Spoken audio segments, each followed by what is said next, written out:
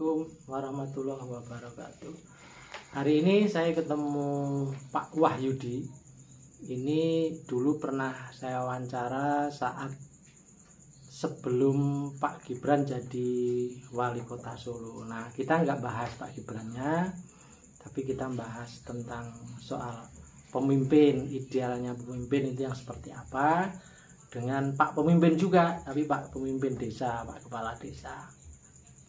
Jadi gitu Pak Wahyudi, kira-kira kami ingin dapat pencerahan lah, idealnya, profil ideal pemimpin itu seperti apa. Jadi setidaknya seorang pemimpin itu bisa dilihat dari 3 hal. Jadi pemimpin yang progresif dan transformatif, artinya dia bergerak maju sekaligus mendorong kemajuan.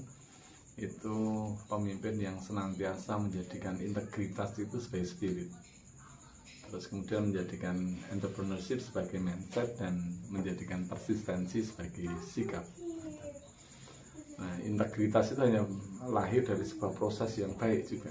Jadi ketika dia berangkat dari sebuah proses politik yang bermasalah, dia mesti akan mempunyai hambatan untuk membangun integritasnya, karena ya, kapasitas politik itu sangat tergantung dari proses politiknya. Jadi itu. Nah, terus kemudian kalau ya seorang pemimpin itu kan senantiasa ketika dia menjabat sebagai seorang pemimpin itu mesti mengangkat sumpah. Nah, mengangkat sumpah itu yang paling susah untuk melakukan 3 hal sebenarnya. Yang pertama adalah berbuat sebaik-baiknya. Jadi misalnya seorang kepala desa itu mengangkat sumpah menjadi seorang kepala desa dengan sebaik-baiknya, sejujur-jujurnya, seadil-adilnya, menegakkan kehidupan demokrasi, menjaga Pancasila dan Undang-Undang Dasar 1945. Nah, sebaik-baiknya itu gampang, gitu. Sebaik-baiknya itu gampang. Kalau guru saya ngajari, yen ora iso gawe apik, ojo gawe wirang. Jadi kalau tidak bisa berbuat baik, ya setidaknya tidak membuat malu. Jadi sejujur-jujurnya juga gampang, karena jujur itu ukurannya universal. Setiap orang, kita punya ukuran terhadap kejujuran, ukurannya sama setiap orang. Jadi kalau misalnya kemudian kita melakukan sesuatu yang tidak jujur, sebenarnya kita sadar ini salah kok, gitu. Yang paling susah itu seadil-adilnya, gitu. Sehingga untuk bisa membuat atau membangun, untuk bisa kemudian berlaku adil, itu syaratnya juga dia harus adil sejak dalam pikiran. Jadi berpikir tidak adil saja tidak boleh, gitu. Untuk kemudian bisa bisa berlaku adil. Sehingga jalan pemimpin bukan jalan yang mudah, gitu ya. Pemimpin itu menderita, kata Kasman Singodemejo kepada Agus Salim, karena memang tetapi seburuk apapun kepemimpinan ya wajib dihormati. Yang dihormati apa? Yang dihormati adalah keberanian dia untuk mengambil resiko sebagai seorang pemimpin, karena pada kenyataannya tidak banyak orang yang kemudian berani mengambil tanggung jawab sebagai seorang pemimpin. Di satu RT ya paling hanya 1-2 orang yang kemudian mau menjadi ketua RT. Di satu negara Indonesia ini yang lebih dari 250 juta, ternyata ya 3 orang yang kemudian berani mengambil tanggung jawab sebagai calon seorang pemimpin. Sehingga seburuk apapun kepemimpinan nantinya itu ya wajib dihormati. Itu yang kemudian dalam konteks bernegara tidak dikenal kata makar, karena seburuk apapun kepemimpinan, setidaknya adalah yang dihormati adalah keberanian dia untuk mengambil tanggung jawab sebagai seorang pemimpin. Tadi konteks menjadi pemimpin kan menderita, tapi kenapa jelas-jelas menderita kok malah banyak yang berebut, itu ceritanya gimana? Nah, dia berebut penderitaan. Jadi itu jadi memang batasnya tipis kan antara penguasa dan pemimpin, itu batasnya tipis. Itu terkait dengan bagaimana kemudian mengelola tanggung jawab, mengelola amanah, gitu. Ya, dua-duanya bekerja pada level yang sama, tetapi kemudian mempersepsikan amanah yang diperolehnya itu secara berbeda, gitu. orientasi yang kemudian melahirkan orientasi yang berbeda, cara kerja yang berbeda dan lain sebagainya. Nah hari ini semua berebut jadi penguasa kan gitu, tapi tidak seorang pun yang kemudian atau sangat jarang kemudian orang yang pengen mendedikasikan hidupnya sebagai seorang pemimpin. Ya yang direbutkan kekuasaan bukan kepemimpinan, karena kepemimpinan sebenarnya tidak bisa direbutkan, dia menjadi bagian dari proses yang organis kepemimpinan. Nah kalau yang dari hari ini kita kan sudah mau menjelang pilpres nih, kita disuguhkan dengan 3 capres. Nah ini sekedar saran aja itu, kira-kira kriteria yang seperti apa yang dari kondisi tadi kita bilang, katakanlah kita tidak bisa mempunyai yang ideal, tetapi milih dari yang buruk tapi tidak terlalu buruk, barangkali idealnya yang seperti apa itu? Jadi pemilihan kontestasi politik itu hanya untuk sekedar menghindarkan yang jahat untuk berkuasa sebenarnya, atau yang terburuk sebenarnya. Jadi memang tidak ada pilihan ideal, tidak ada pilihan. Tapi setidaknya itu menjadi satu mekanisme rakyat untuk menghindarkan seorang yang berperilaku buruk untuk kemudian menjadi seorang pemimpin. Karena pemimpin yang buruk itu kutukan bagi seluruh rakyatnya. Kutukan dari seluruh. Seringkali kan kita kedatangan tamu, ada banyak tamu itu kemudian sambat gitu ya, Pak, kepala desa saya tidak semacam itu. Ini pertanyaan balik, siapa yang milih? Gitu. Ya, lah gimana le? Terus kemudian ada yang kemudian saya tidak milih Pak, ya berarti kalau tidak milih itu kutukan. Teman-teman baru dikutuk. Jadi karena pemimpin yang buruk itu kutukan bagi seluruh rakyat, sehingga ini menjadi mekanisme yang legal untuk kemudian bagaimana menghindarkan seseorang yang buruk itu untuk menjadi seorang pemimpin. Karena kalau dia sampai kemudian menjadi seorang pemimpin itu kutukan bagi seluruh rakyat. Jadi kalau dari kondisi yang sekarang itu sebenarnya kalau mau kita harus milih itu apakah berdasarkan kebutuhan dari masyarakat itu membutuhkan pemimpin yang jenis A atau jenis B misalnya begitu, atau sebenarnya gimana sih yang baik di kita ini? Persoalannya hari ini imajinasi warga negara terhadap negaranya itu sangat pendek. Jadi karena sangat pendek, kemudian mereka sangat mudah untuk kemudian mentransaksikan hak politiknya dengan selembar uang dan sebagainya. Karena imajinasinya sangat pendek. Jadi dan itu menjadi tantangan kita. Bagaimana kemudian relasi citizenship ya, kewarganegaraan itu harus kemudian dibangun, relasi antar negara dan warga negara. Karena praktis hari ini kita berrelasi hanya relasi-relasi administratif. Selembar KTP itu yang kemudian secara formal menunjukkan bahwa kita menjadi bagian dari negara ini. Tapi bagaimana kemudian negara hadir bisa menyelesaikan persoalan-persoalan hidup yang dihadapi oleh rakyat, saya kira itu sesuatu yang harus terus ditanamkan gitu ya. Jadi negara itu menjadi salah satu institusi yang harus kemudian terus dipertanyakan sebenarnya. Jadi maksud saya jangan-jangan antara janji para calon pemimpin itu dengan kondisi yang terjadi di masyarakat jangan-jangan tidak sama gitu. Iya, kadang-kadang mereka tidak sadar ya terhadap janji yang diucapkan, orang paham gitu. Ya, SGI apa ya orang paham. Artinya kan dulu, nanti tekan balik lagi ngapal kita 10 dino gitu. Iya. Jadi ya tidak lebih dari apa ya, dari pertunjukan gitu ya, dari pertunjukan yang menghibur gitu ya. Nah kalau konsep pemimpin muda menurut dengan apa Pak? Ya, jadi konsepsi muda itu tidak kemudian ditunjukkan pada sekedar usia, tapi terkait dengan cara berpikir, terkait dengan mindset, terkait dengan attitude, terkait dengan skill, terkait dengan knowledge-nya harus kemudian merefleksikan seseorang yang muda gitu. Tidak hanya kemudian diukur dari usianya gitu.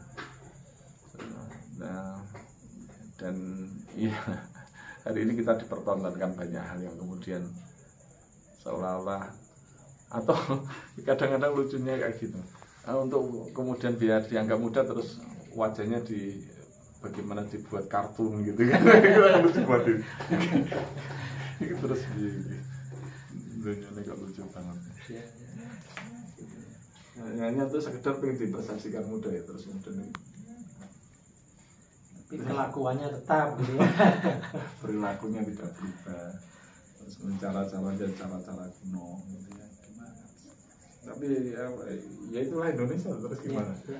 Nah kalau realitas katanya menjadi pemimpin itu menderita tadi itu. Kemudian nah kalau sekarang itu kelihatannya yang digaungkan itu menjadi pemimpin itu justru harus riang gembira, itu gimana itu Pak?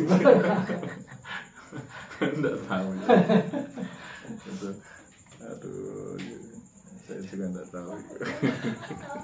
Jadi kelihatannya Pak Kepala Desa juga udah kehabisan kata-kata saudara-saudara. Lagi bagaimana seorang pemimpin itu harus lahir dari sebuah proses politik yang baik. Ya. Dalam perjalanan dia harus kemudian belajar cepat melengkapi 5 kapasitas dasar: kapasitas regulasi, kapasitas distributif, kapasitas ekstraktif, kapasitas responsif, dan kapasitas jaringan. Itu saja tidak cukup, dia harus dibingkai dengan keteladanan. Baru lahirlah kepemimpinan. Sehingga memang jalan pemimpin sekali lagi bukan jalan yang mudah, karena proses politiknya harus baik. Dalam perjalanan dia harus kemudian belajar cepat dan harus menjadikan keteladanan sebagai panglima. Nah hari ini kita keteladan. Ini hampir kita tidak lagi punya keteladan, tidak punya sosok yang bisa kita teladani gitu ya. Ya pemimpin organis yang kemudian jauh dari lingkaran kekuasaan yang mampu membangun kepemimpinannya secara baik. Tapi kalau yang berdekatan dengan lingkaran kekuasaan atau punya irisan dengan kekuasaan atau pengen merebutkan kekuasaan, itu ya harus kita pahami bahwa ya harus kita sadari bahwa ya masih jauh lah. Nah ini kan saya memang suka berandai-andai karena latar belakang saya kan orang sastra. Jadi kalau Pak bukan dukun ya. Dukun. Jadi berandai-andai dukun ya. Pak Wahyudi kan orang apoteker, jadi kan orang sakit apa kayaknya sebenarnya sama juga loh Pak, itu kan juga memperkirakan sembuhnya pakai ini kan kira-kira gitu toh, hampir sama lah ya. Nah ini berandai-andai dengan konsep pemimpin muda tadi itu. Saya itu berandai-andai ini dengan yang sudah ada di depan kita. Ada 3 pasangan, tapi saya suka hanya membayangkan, mengandaikan yang pasangan yang satu karena ada unsur mudanya.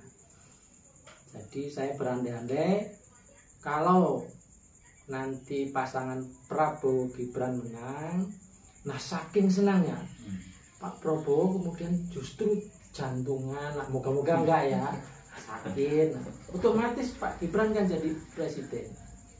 Nah dengan 5 unsur tadi itu apa mungkin itu bisa dijalankan ya kira-kira ini? Ya ini komentarnya Pak, sekedar komentar aja. Masalahnya satu, ini Pak Yapto ini masih pemuda loh ya. Yapto itu pemuda Pancasila.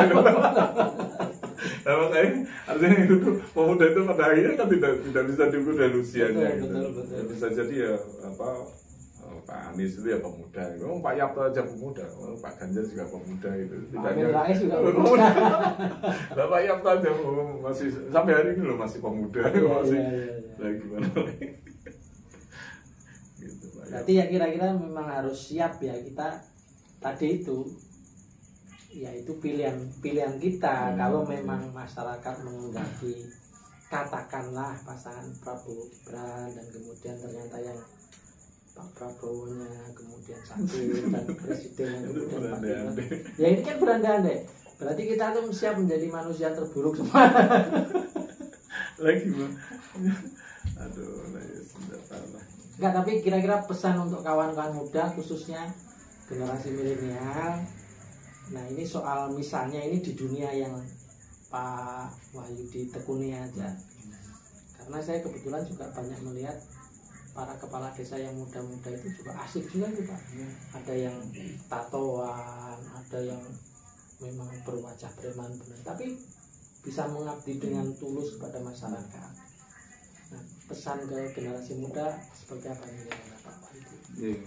Jadi dalam rangka untuk mendorong perubahan itu sebenarnya kan kita tersedia 3 pendekatan yang bisa kita gunakan. Yang pertama pendekatan kebijakan, yang kedua pendekatan gerakan, yang ketiga pendekatan pengetahuan.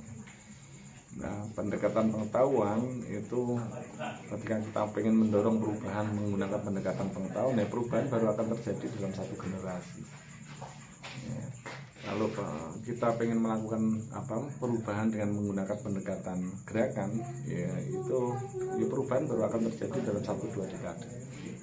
Nah, tetapi kalau kita ingin perubahan itu terjadi dalam waktu yang cepat, gunakan pendekatan kebijakan, karena punya otoritas untuk memaksa berubah, dan pendekatan kebijakan itu hanya tersedia di ruang-ruang politik. Artinya yang memang kemudian harus seorang